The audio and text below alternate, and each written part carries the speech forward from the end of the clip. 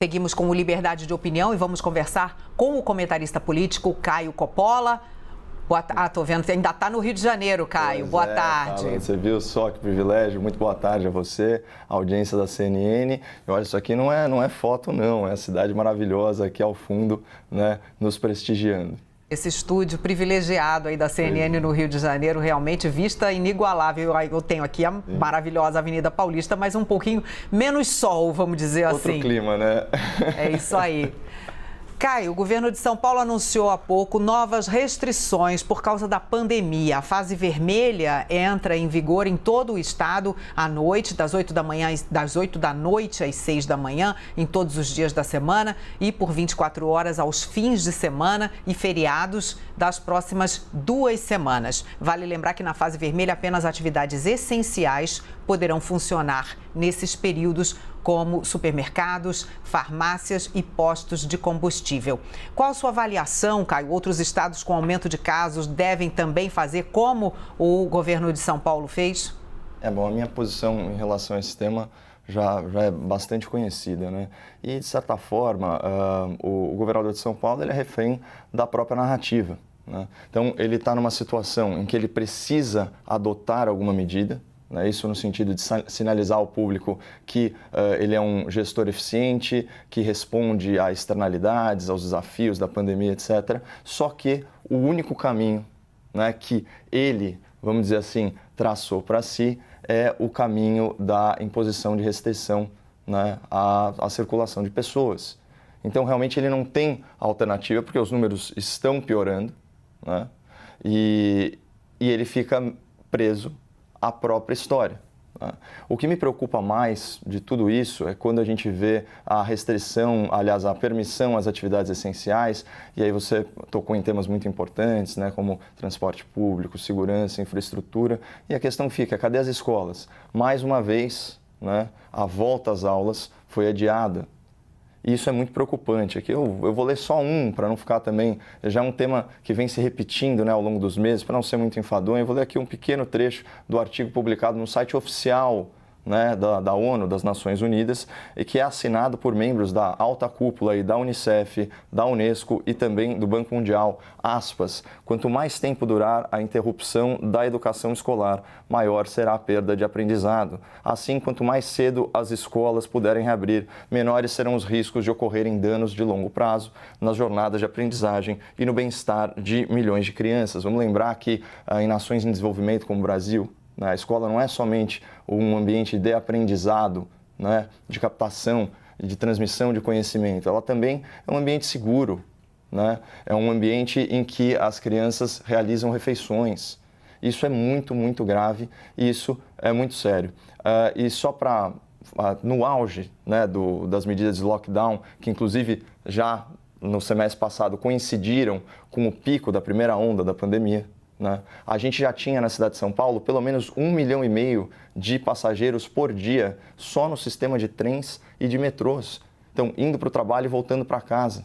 Esse vírus é altamente infectante. Então, se você tem cerca de 10% da população, pelo menos, só usando um modal de transporte público, indo e voltando para casa, por mais que o número de interações sociais seja reduzido, obviamente, isso vai ter consequências na infecção. Então, de novo, eu acho que é uma medida vazia, mas é a única solução possível para quem está errando há muito tempo. O avião que está trazendo para o Brasil 2 milhões de doses da vacina de Oxford deve chegar ao Brasil no fim da tarde de hoje. A previsão do voo é pousar em São Paulo e seguir para o Rio de Janeiro. E vale lembrar que essas doses que foram fabricadas pelo laboratório indiano Serum já tiveram uso emergencial aprovado pela Anvisa. E com essa chegada das doses ao Brasil, como o Ministério da Saúde vai organizar a logística de distribuição dessas doses, Caio? Quais serão as prioridades e como vai ser o cronograma de aplicação do imunizante?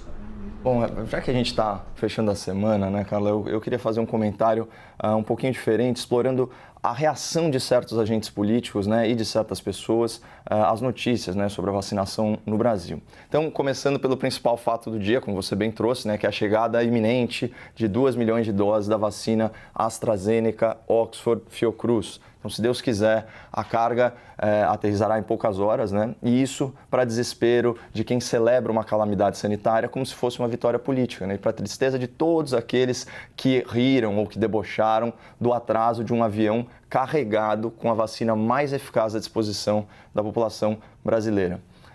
Bom, a propósito disso, né, aqui numa nota um pouco lateral, eu separei duas pérolas, né, de ícones da esquerda mundial que nos revelam como é forte a torcida a favor do vírus, né? Então, disse o senhor Luiz Inácio Lula da Silva, né, ex-presidente da República, criminoso condenado em múltiplas ocasiões por corrupção, aspas, ainda bem que a natureza, contra a vontade da humanidade, criou esse monstro chamado coronavírus, porque esse monstro está permitindo que os cegos enxerguem que apenas o Estado é capaz de dar soluções a determinadas crises.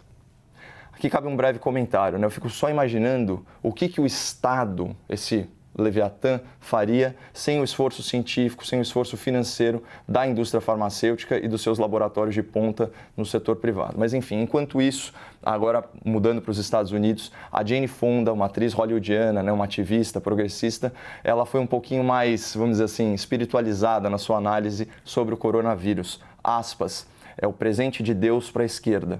E mais, que grande dádiva, que tremenda oportunidade. Nós somos tão sortudos, nós apenas temos que usar isso com cada gota de inteligência, coragem e recursos que tivermos.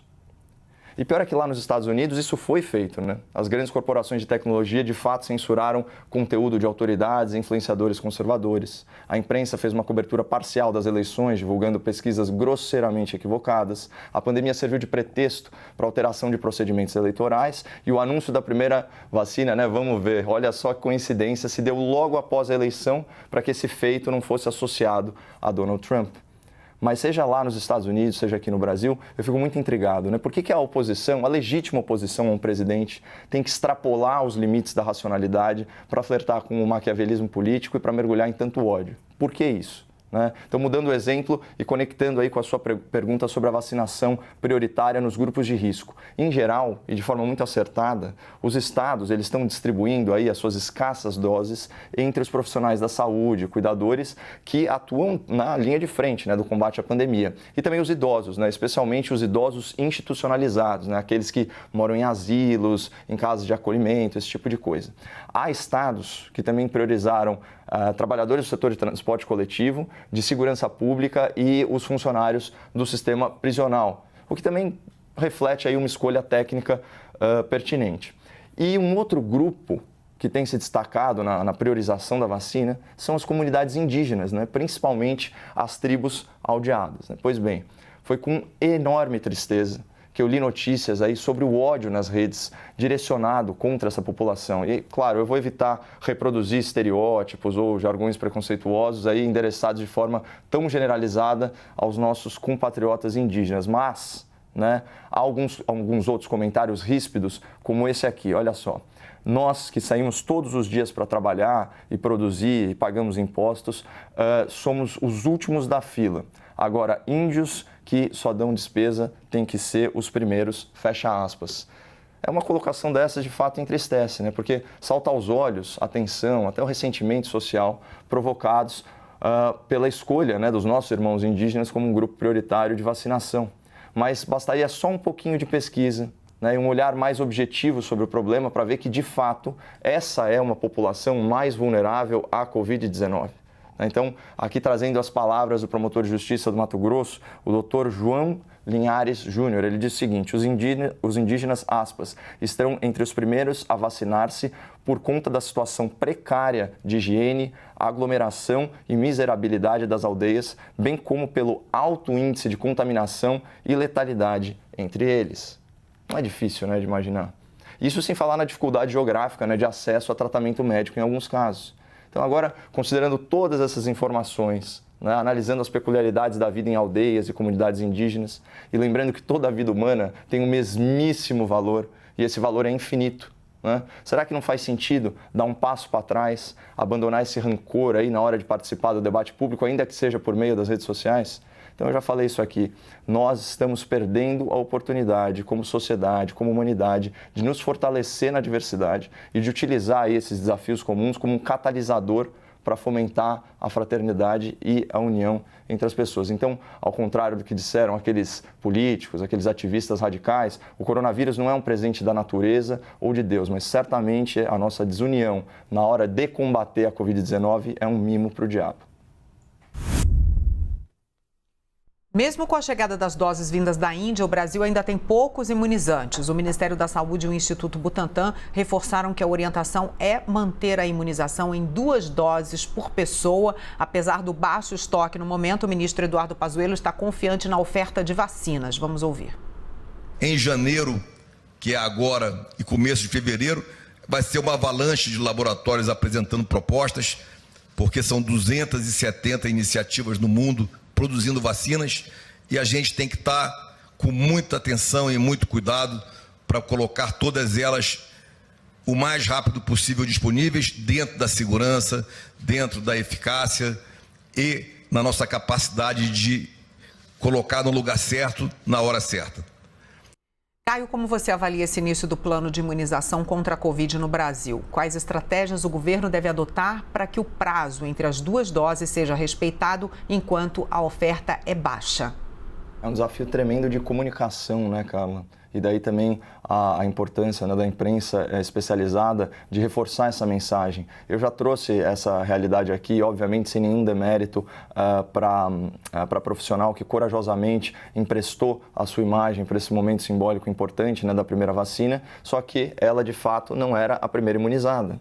Porque a Coronavac, né, da Sinovac, em parceria com o renomado Instituto Butantan, ela requer a aplicação de 2 doses, isso para garantia da eficácia mínima aceita pela Organização Mundial de Saúde, que é de 50%. Então, nesse sentido, essas doses da vacina da AstraZeneca, Oxford, Fiocruz, né, por serem mais eficazes, né, com 1 dose você já atinge o nível mínimo de eficácia exigido pela OMS, ou recomendado pela OMS. Então, existe essa vantagem. Claro, se fala muito na utilização mesmo da vacina de Oxford com a aplicação da 2ª dose.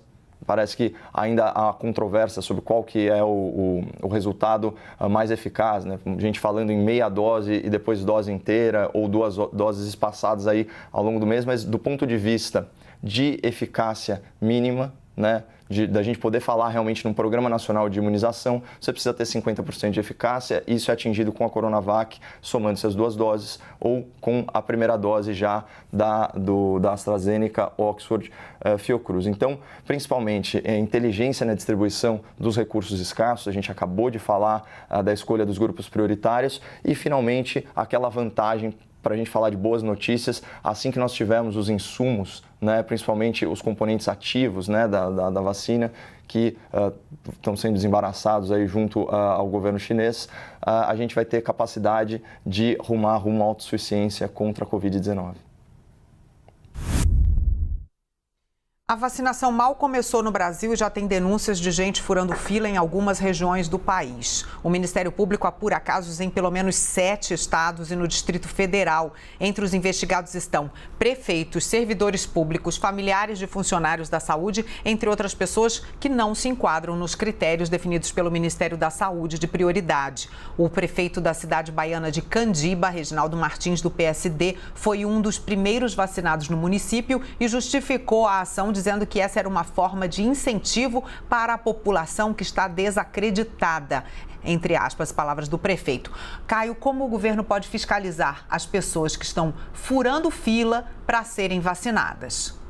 Eu acho que essa fiscalização ela pode ser até entendida, né, num sentido mais amplo, e existe uma fiscalização social que é muito importante, né?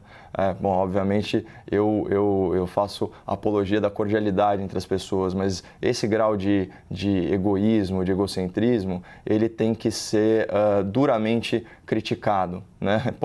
Aí você tem várias ferramentas, né, do convívio humano que não constituem crime para fazer isso e tentar colocar um pouco de vergonha na cara dessas pessoas. A única exceção de todos esses casos que você citou, Carla, A única exceção plausível aí, possível de argumentação é desse caso, do caso, por exemplo, desse tipo de situação que o prefeito fala.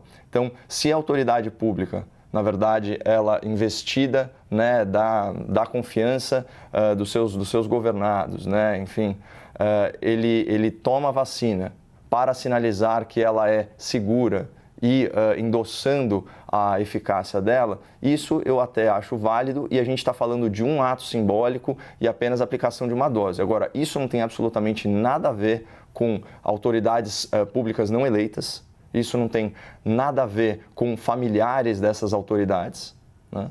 E isso precisaria ser discutido, por exemplo, no caso do prefeito, conversa isso com a Câmara de Vereadores, por exemplo, faça um acordo, faça um evento para que isso aconteça, jamais na calada da noite. Agora, isso daí é sintomático da crise moral que aflige a nossa sociedade e que a gente acaba vendo refletida nas nossas elites.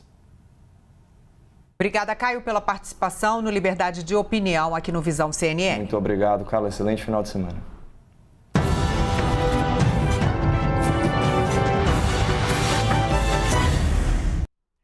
As opiniões emitidas pelos comentaristas do quadro não refletem necessariamente a posição da CNN.